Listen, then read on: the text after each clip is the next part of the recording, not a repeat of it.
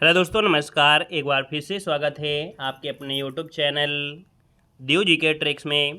तो दोस्तों, हम यहाँ पर डेली जो कि आप देख सकते हैं शाम को 6 बजे आपकी यूपी जीके क्लास चलती है ना। यूपी जीके की जो आपकी क्लास है वो आपकी यहाँ पर सॉल्व कराई जाती है ना। आप किसी भी एग्ज़ाम की तैयारी कर रहे हैं तो आप लोग यहाँ पर डेली टेस्ट लगा सकते हैं, यूपी जीके का बेहतर रिवीजन कर सकते हैं, है ना। चलिए आवाज़ वगैरह मिल पा रही है क्या आप सभी को? गुड इवनिंग भैया, गुड इवनिंग सभी को, गुड इवनिंग। आवाज़ वगैरह मिल पा रही है? एक बार सभी लोग कमेंट कर दीजिएगा, है ना। फिर हम लोग क्लास की स्टार्ट करते हैं बेहतर सेशन के साथ, है ना। ये सीरीज आपकी स्टार्ट हो रही है और यहाँ पर देख सकते हैं ये सीरीज में आप लोगों को 4 से 40 क्वेश्चन आपको सॉल्व कराए जा चुके हैं। चलिए, सभी को नमस्ते, सभी को जय हिंद। तो चलिए फिर स्टार्ट करते हैं। यहाँ पर आपका पहला क्वेश्चन दिया गया है और आपसे कह रहा है कि उत्तर प्रदेश से प्रकाशित प्रथम हिंदी पत्र जो कि कैसा था, साप्ताहिक, इसका नाम आपसे पूछा गया है। तो आप कहेंगे सर उत्तर प्रदेश से प्रकाशित हो रहा है ना, बात हो रही है उत्तर प्रदेश से प्रकाशित।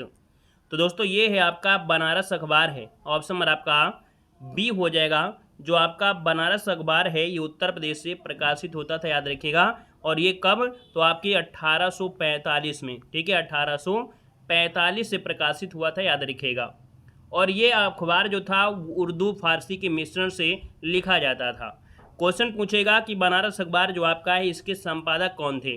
तो गोविंद रघुनाथ थत्ते, याद रखिएगा। क्वेश्चन पूछे कि जो आपका उत्तर प्रदेश का प्रथम हिंदी समाचार पत्र है ये कौन लिखता था, अर्थात इसके संपादक कौन थे?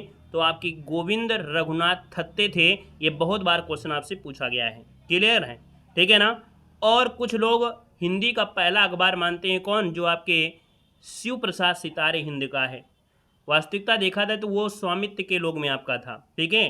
तो यहाँ पर जो आंसर आपको देना है वो ऑप्शन नंबर आपका बी बनेगा। नेक्स्ट क्वेश्चन आपसे दिया गया और आपसे कह रहा है कि उत्तर प्रदेश से प्रकाशित प्रथम हिंदी पत्र बनारस अखबार के संपादक कौन थे?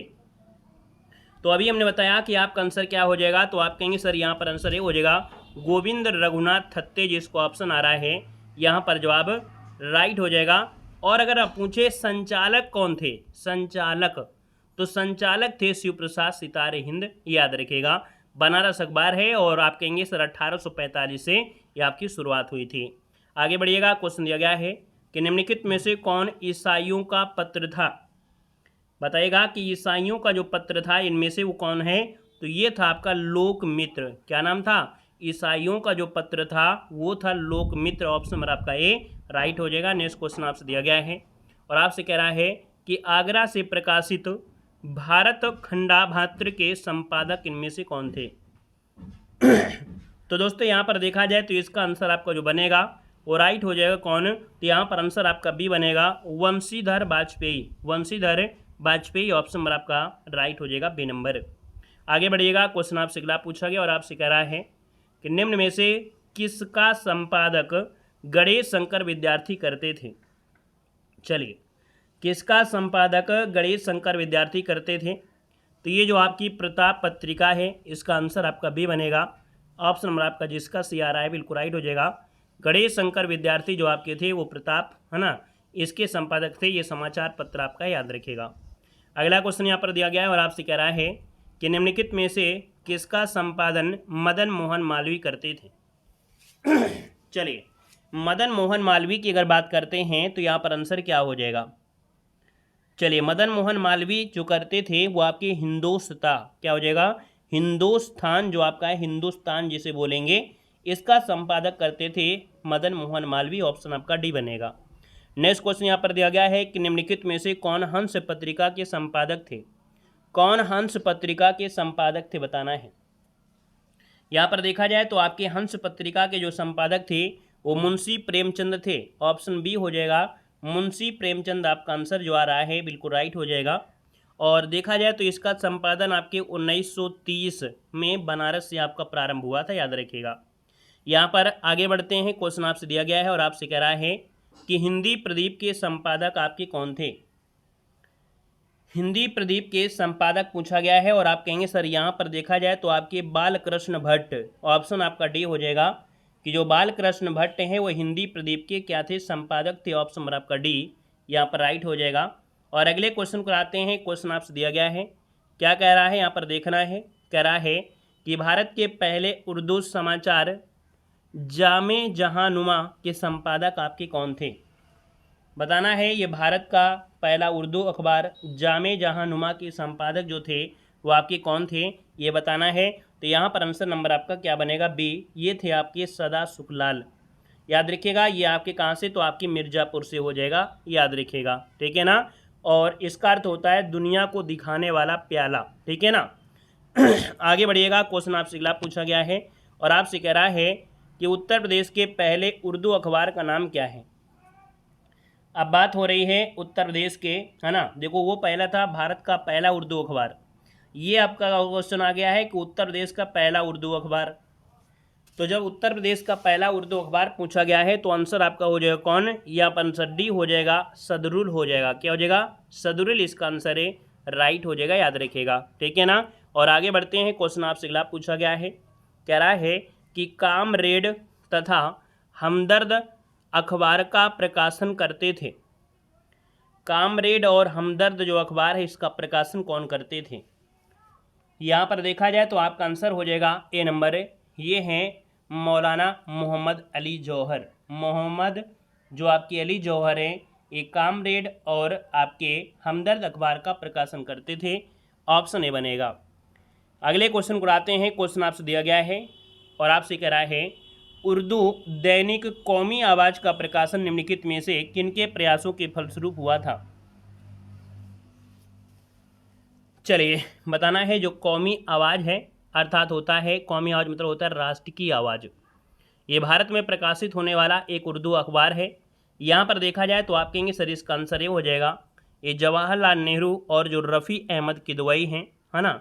यहाँ पर आंसर नंबर आपका ए राइट हो जाएगा। नेक्स्ट क्वेश्चन आपसे दिया गया है, कह रहा है किसकी उपाधि जग उजियारे थी। चलिए नए टॉपिक में आप प्रवेश कर गए हैं, है ना। थोड़ा कठिन जो आपका टॉपिक था पत्र पत्रिकाएं वो कंप्लीट हुआ। नेक्स्ट टॉपिक में आपका है कि किसकी उपाधि जग उजियारे थी। यहाँ पर जो जग उजियारे उपाधि दी गई है वो निजामुद्दीन औलिया को दी गई है। यहाँ पर जो जिनका दरगाह दिल्ली में है, तो आप कहेंगे सर निजामुद्दीन औलिया, जिसका ऑप्शन आ रहा है यहाँ पर सी नंबर है, जवाब इनमें से राइट हो जाएगा, याद रखिए सी नंबर आपका बनेगा। यहाँ पर आगे बढ़ते हैं, क्वेश्चन आपसे अगला पूछा गया है किसे तोता हिंद कहा जाता है। चलिए बताना है कि प्रमुख व्यक्तित्वों में से किसे तोता हिंद कहा जाता है। तो आप कहेंगे सर ये हैं आपके अमीर खुसरो, है ना। अमीर खुसरो को भारत का तोता हिंद या तूते हिंद कहा जाता है। अर्थात यहाँ पर अमीर खुसरो एक महान कवि भी रहे हैं, संगीतकार, इतिहासकार, विद्वान भी आपके रहे हैं। और देखा जाए तो आपके इनका जो जन्म हुआ था उत्तर प्रदेश की जो पटियाली गाँव है कासगंज में 1253 में हुआ था। खड़ी बोली का जो जनक माना जाता है इन्हीं को मानते हैं। संगीत की जो ख्याल और तराना शैली का प्रवर्तक भी इन्हें मानते हैं। कव्वाली का जनक भी इन्हें मानते हैं, है ना। यहाँ पर और क्वेश्चन होता है कि जो आपके निजामुद्दीन औलिया के शिष्य भी थे। भारत की आवाज़ भी कहा जाता है, उर्दू साहित्य का पिता भी कहा जाता है ना। और ये अलाउद्दीन खिलजी के दरबारी कवि थे। इतने ढेर सारे क्वेश्चन हैं आपके किससे बनते हैं, अमीर खुसरो से बनते हैं। इसलिए कोई ना कोई एग्जाम जब होता है तो यहाँ से कोई ना कोई पेपर आपका बनता ही बनता है, मतलब कोई ना कोई क्वेश्चन यहाँ से आता ही आता है, ठीक है ना। साथ में हमने कहा है हमारे ऐप से जुड़ जाते हैं, वहाँ पर 1000 क्वेश्चन लगभग आप ड्यूटी क्वेश्चन होंगे कंप्लीट। आपको थ्योरी भी आपको इसी मिलेगी, साथ में यूपी का जो करंट अफेयर है वो भी आपको इसी मिलेगा। 200 क्वेश्चन आपके यहाँ पर कंप्यूटर साइंस की भी इसमें आपको ऑब्जेक्टिव रखे गए अलग से। और जो हम आप सीरीज पढ़ा रहे हैं जैसे ही कंप्लीट होती हैं ये सीरीज लगभग 550 क्वेश्चन आपके होंगे, है ना। वो भी इसी में आपके ऐड कर दी जाएगी, तो और भी बेहतर तरीके से आप लोग रिवीजन कर सकते हैं। अगले क्वेश्चन कराते हैं। क्वेश्चन दिया गया है कि निम्नलिखित में से किसने भागवत पुराण का फारसी में अनुवाद किया था। बताना है निम्न में से किसने भागवत पुराण का फारसी में अनुवाद किया। यहाँ पर देखा जाए तो आपके जो राजा यहाँ पर दिया गया है, आपका आंसर क्या हो जाएगा। भगवद गीता का फारसी में अनुवाद जो किया था वो शाहजहाँ के एक बड़े बेटे थे दारा शिकोह, है ना। यहाँ पर आपको जो करना है वो दारा शिकोह करना है। आपका जो आंसर होगा वो राइट क्या हो जाएगा, भगवत पुराण। देखो भगवत पुराण है, भागवत पुराण का फारसी में अनुवाद ये आपके राजा टोडरमल है, लेकिन ये गड़बड़ है, वहाँ पर भगवत गीता कर लीजिएगा, है ना। अगर ऐसा होगा तो इस क्वेश्चन को हम देख लेंगे। बाकी आपसे पूछेगा भगवत गीता, है ना, भगवत गीता का जो फारसी में अनुवाद किया था तो शाहजहाँ के बड़े बेटा का नाम था दारा शिकोह, अलग से लिख लीजिएगा। यहाँ पर आप कहेंगे सर दारा जो आपका शिकोह था, है ना, दारा शिकोह जो आपका था उसने किया था। तो इस बात को भी याद रख लेना है, ठीक है ना। आगे बढ़िएगा, क्वेश्चन आपसे दिया गया है और आपसे कह रहा है कि बीरबल का जन्म हुआ था। बाकी उस क्वेश्चन में अगर है तो उसका स्क्रीनशॉट लीजिए, हो सकता है वही इसका आंसर भी हो। यहाँ पर अगला दिया है बीरबल का जो जन्म हुआ था ये कहाँ हुआ था। यहाँ पर देखो आपका आंसर हो जाएगा कालपी में, है ना। यहाँ पर आंसर आपका ये हो जाएगा कि भैया इनका जो जन्म हुआ था वो आपके कालपी में हुआ था। कालपी, है ना, उत्तर प्रदेश आपका बनेगा। और एक ब्राह्मण, है ना, कह सकते हैं मुगल सम्राट के एक ब्राह्मण दरबारी आपके थे। तो ऑप्शन नंबर आपका ए राइट हो जाएगा। नेक्स्ट क्वेश्चन दिया गया है, निम्नलिखित में से कौन ब्रह्मा उपनाम से कविता लिखता था।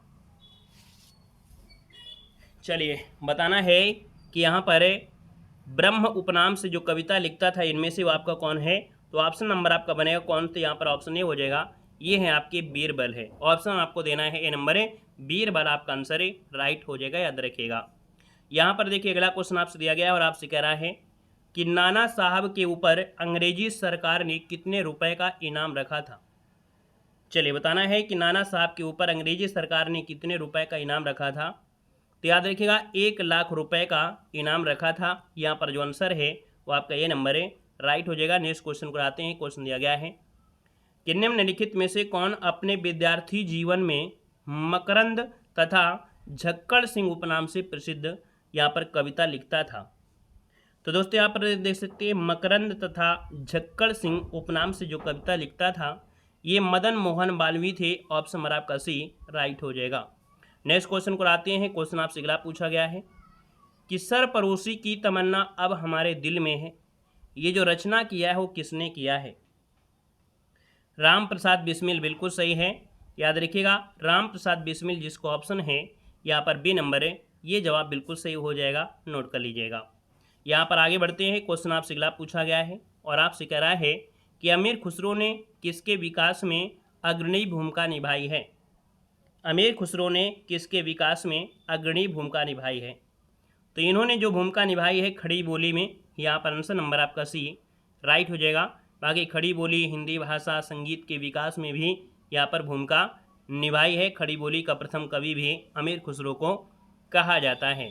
अगला क्वेश्चन यहाँ पर दिया गया है और आपसे कह रहा है कि किस संत को वाल्मीकि का अवतार माना जाता है। चलिए बताना है कि किस संत को वाल्मीकि का अवतार मानते हैं।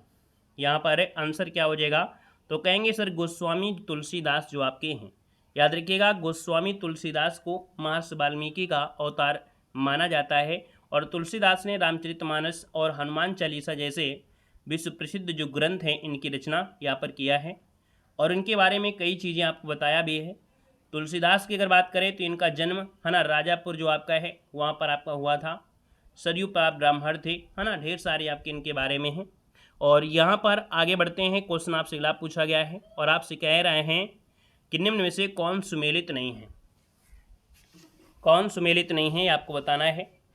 जोश मलिहाबाद से जुड़े हैं, फिराक आपके प्रयागराज से हैं, जिगर आपके मुरादाबाद से, चक्रवक्ता आपके लखनऊ से।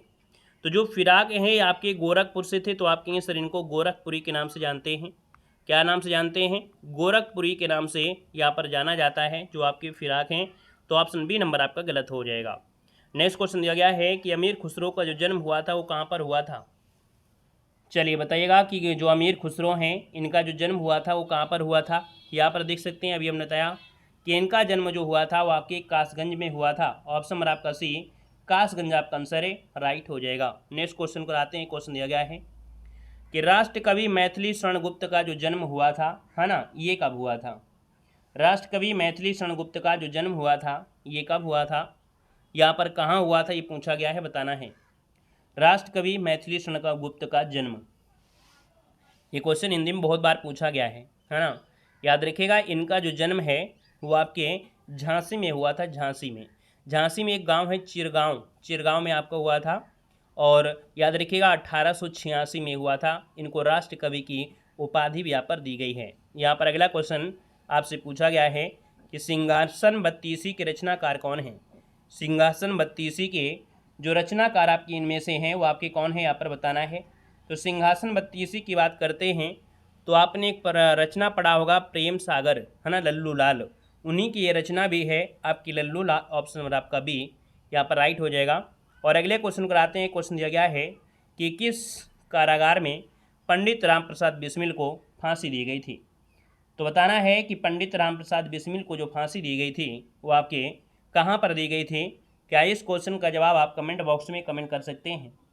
और अगर कमेंट बॉक्स में कमेंट कर सकते हैं तो एक बार जितने लोग यहाँ पर हैं इसका जवाब आप लोग ज़रूर दीजिएगा, ठीक है ना। और साथ में यहाँ पर बताया है कि लगभग 2 पार्ट और आपके बचे हैं, है ना। ये आपका 2 पार्ट में लगभग हमने बताया कि लगभग 550 क्वेश्चन आपके हैं, संभवतः का हो सकता है 1 पार्ट में या 2 पार्ट में। अगर है ना ज़्यादा कठिन हुआ तो हम 2 पार्ट में कर देंगे, नहीं तो 1 पार्ट में ही कवर कर देंगे और ये सीरीज आपकी एंड हो जाएगी। आपने बहुत कुछ सीखा, इसके बाद आपकी मैराथन क्लासेस दे देंगे, है ना, बेहतर रिवीजन हो जाएगा। इसके बाद यहाँ पर इसी समय आपकी जो 6 बजे है वो आपकी करंट अफेयर आपकी चला दी जाएगी, है ना। तो देखो आपकी यूपी जी की कवर हो जाएगी, फिर आपकी कुछ दिनों में करंट अफेयर भी आपकी कवर हो जाएगी। जो भी आपका एग्ज़ाम लगे हो, है ना, उनमें सब के लिए आपकी रामबाण आपकी हो जाएगी, ठीक है ना। तो चलिए फिर आज के लिए इतना रखते हैं, इतने ही क्वेश्चन रखते हैं। ख्याल रखिएगा अपना, ठीक है। धन्यवाद सभी को। जय हिंद, वंदे मातरम।